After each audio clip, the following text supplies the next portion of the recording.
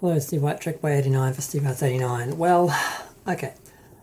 Obviously, I saw the episode of Lower Decks, the last episode of Lower Decks episode, I think it was 8, I Excretus.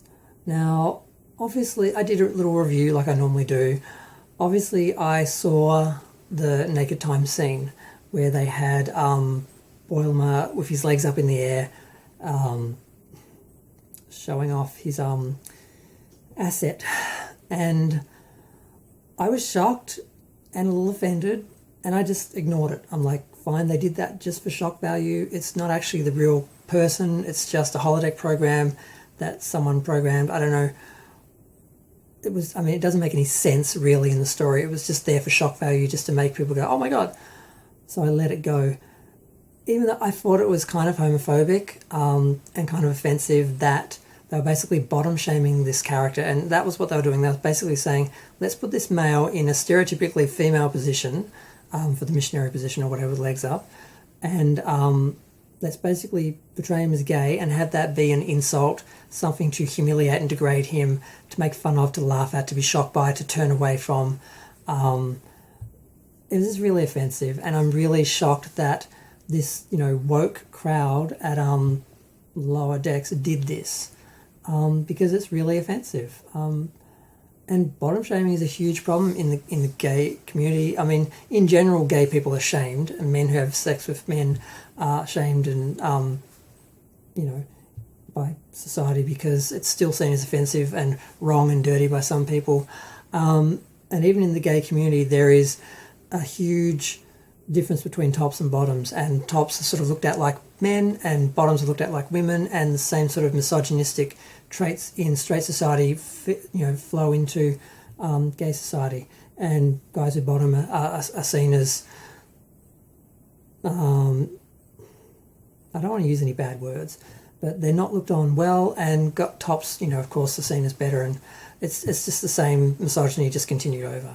And to see something like this used in this show that's supposed to be so woke and supposed to be for everyone, and that I just found it really offensive, not funny, shocking. I just ignored it. I didn't even mention it in the review because I wanted it to just go away. I didn't want anyone to notice it. I wanted to just somehow escape everyone's attention, to be so quick and such a throwaway joke that no one paid attention. But I'll know.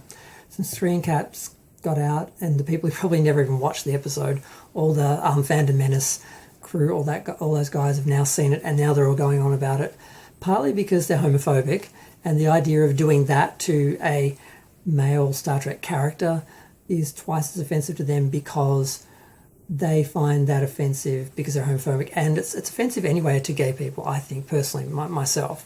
But if you are also homophobic, you're going to find it offensive on behalf of the supposedly straight character that they're degrading by making gay and making not deviant, what would you call amorous, I don't know, whatever that was. I tried to make fun of it, tried to make light of it on Instagram. There were a bunch of people posting it, and I just was like, stop the bottom shaming. It takes a real man to bottom, and only real men can, be captains of starships. I tried to make tried to have a bit of fun with it, because a lot of these people were making homophobic comments, so it was very easy to attack them for their attitude and not actually address the fact that the show was doing the same thing, and they're just feeding off that and being triggered by that on different levels.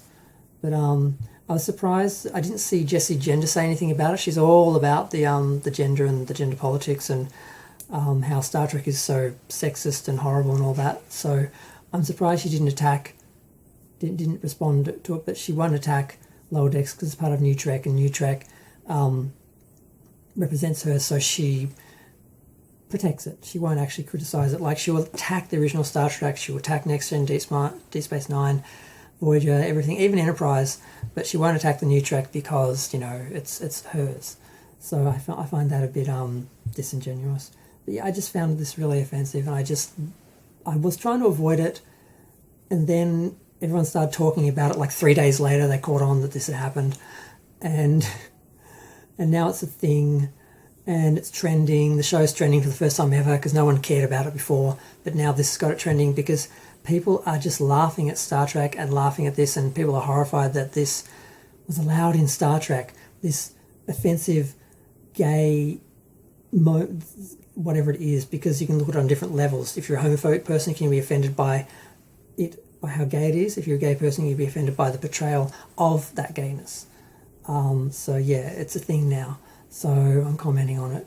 But my voice is going. I'm going to go because I don't have much more to say other than I found it offensive, irresponsible, and why isn't cancel culture coming after Lower Decks for this? Why isn't Anthony Rapp and the other guy, what's his name again? Wilson Cruz. So I'm curious what he has to say, because he's been fairly outspoken about representation and gay issues and so forth, and I'm kind of curious if these guys are going to just sort of gloss over it because it's New Trek and it's like their era of Star Trek, or whether they're actually going to call it out for what I think it obviously is. We'll see.